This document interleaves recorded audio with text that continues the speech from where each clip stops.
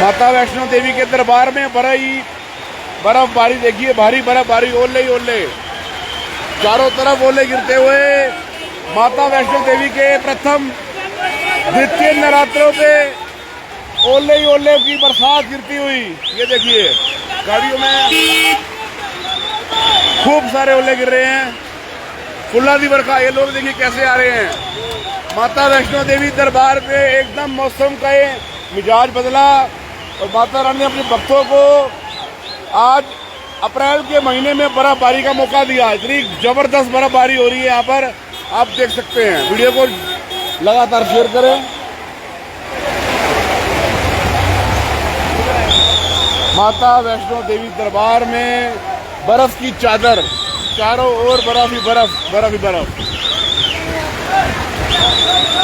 ये देखिए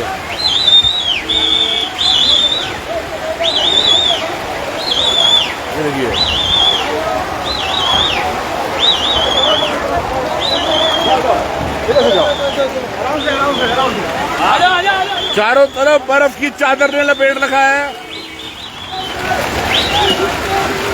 मां वैष्णो देवी दरबार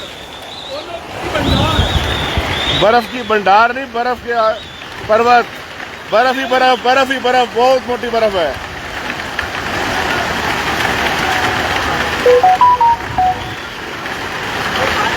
द्वितीय नवरात्रे पर जोरदार वर्षा।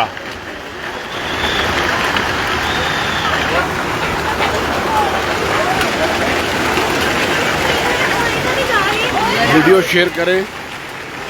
ये माता वैष्णो देवी का दरबार, जबरदस्त ओले पड़ रहे हैं इस पर।